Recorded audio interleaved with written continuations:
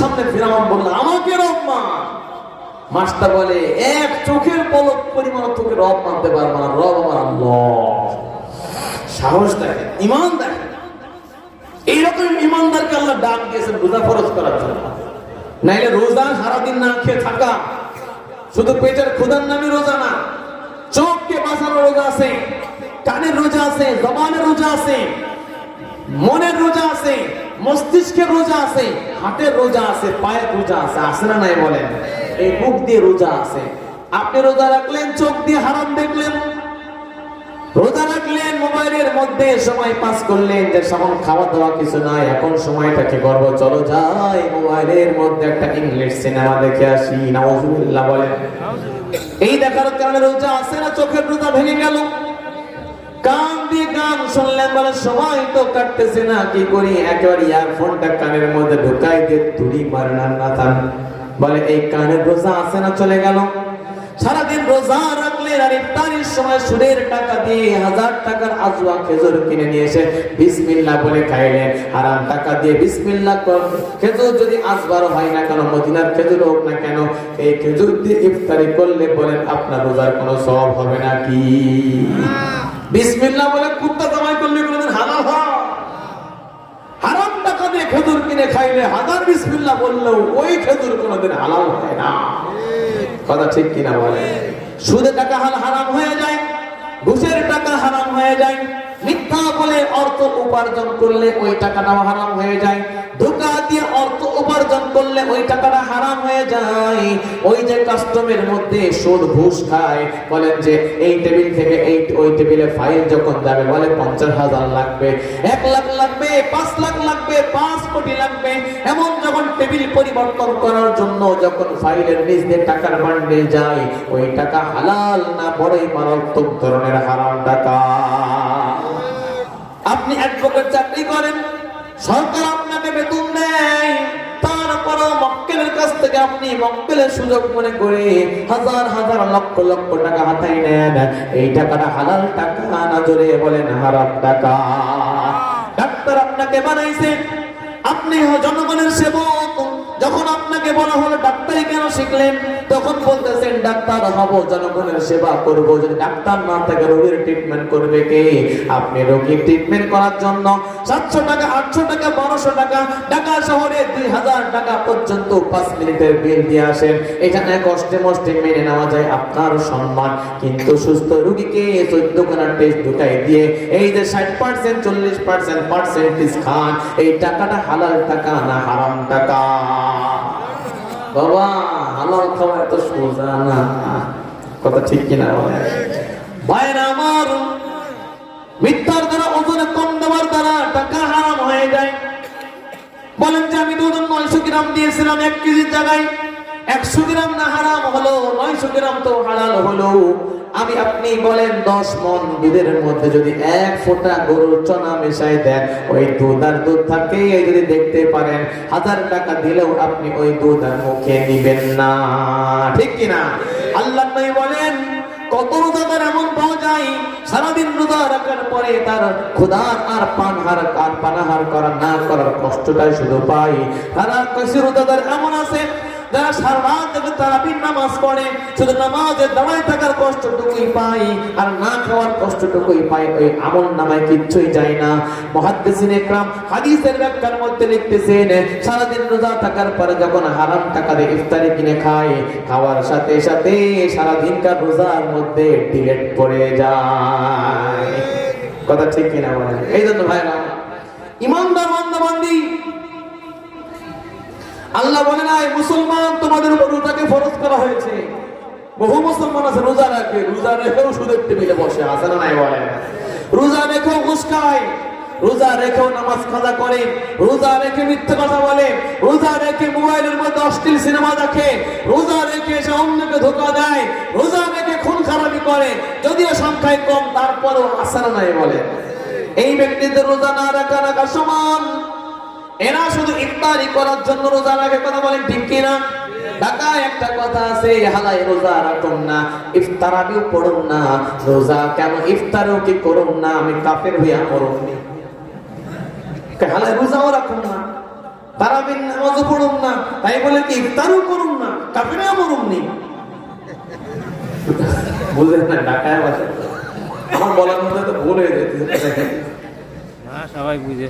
আমরা কি রোজা রাখবো না?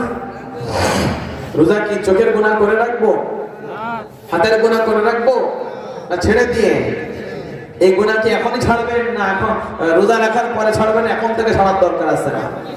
সাইকেল ব্রেক করলে 3 হাত সামনে গিয়ে দাঁড়ায়, বাস ট্রাক ব্রেক করলে কমপক্ষে 10-15 হাত সামনে গিয়ে দাঁড়ায়, ট্রেন যখন ব্রেক করে মিনিমাম আধা কিলো সামনে গিয়ে দাঁড়ায়, ব্রেক চাপার পরও আধা কিলো সামনে যায়।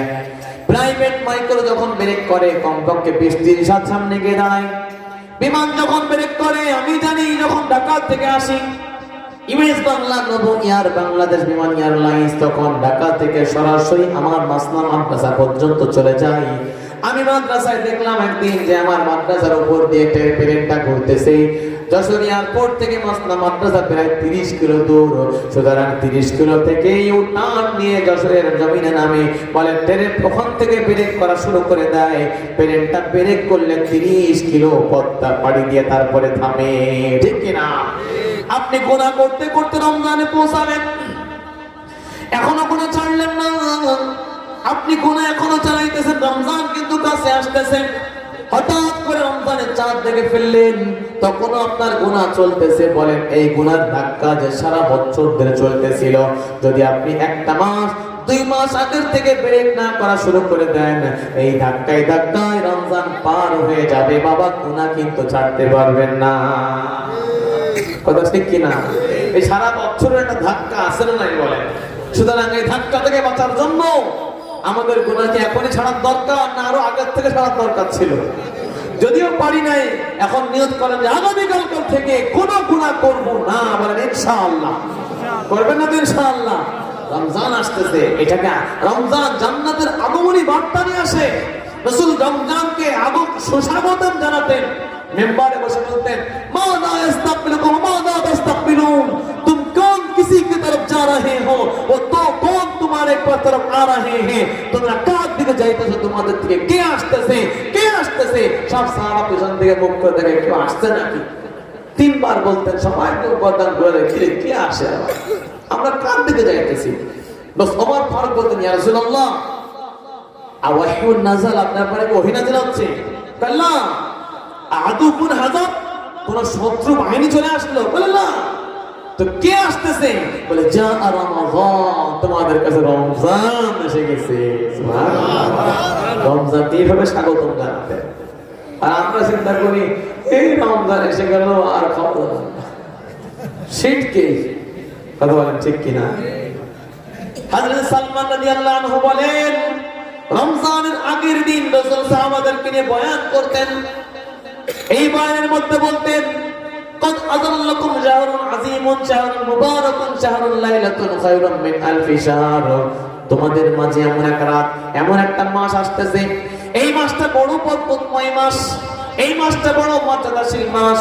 বলে এই মাসের ভিতরে আল্লাহ তাআলা বলে রোজাকে ফরজ করেছেন, আর এর তারাবির নামাজকে তোমাদের জন্য সওয়াবের কাজ বানাইছে। সুবহানাল্লাহ। এই মাসে যে একটা নফল আমল করবে, ভিন্ন মাসে একটা ফরজ করলে যেই নেকি হয় সেই নেকি পাবে। এই মাসে যে একটা ফরজ কাজ আদায় করবে না, ফরজ ইবাদত করবে, আল্লাহ রাসূল বলে গেছেন আল্লাহ তাআলা অন্য মাসে 70টা ফরজ করলে যেই সওয়াব হয়, রমজানে একটা ফরজ আদায় করলে আল্লাহ তাকে সেই সওয়াব দিয়ে দেয়। এটা সবরের মাস, এই মাসের মধ্যে সবর বেশি করা লাগবে, রাগ জাগ করা যাবে না।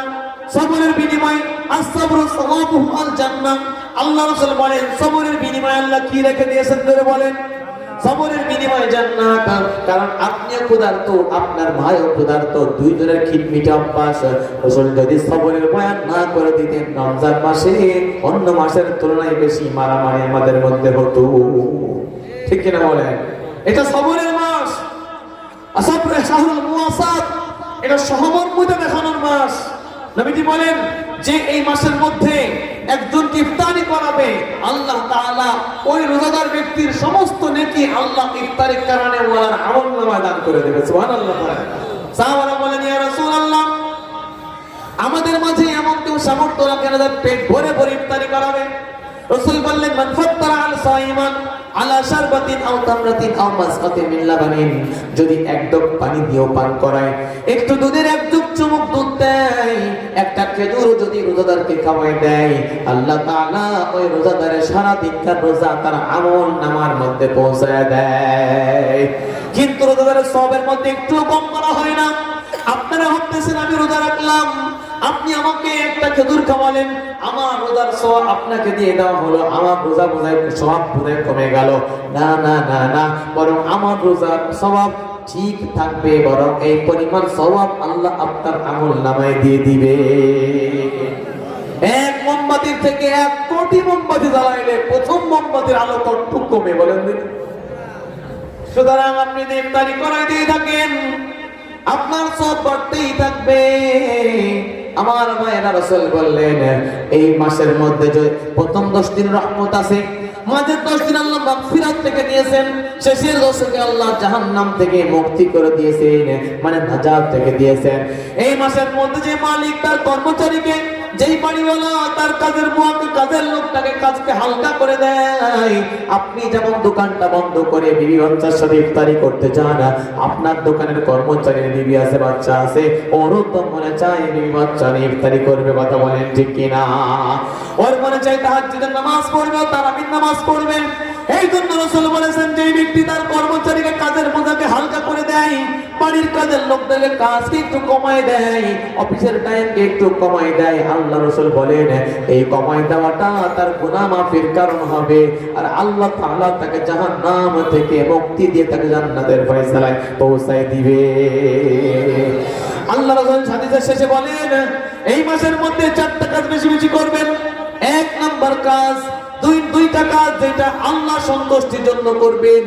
আর নবী বলেন 2টা কাজ বাকি আছে, এই 2টা কাজ তোমরা না করে তোমাদের কারোর কোনো উপায় নাই।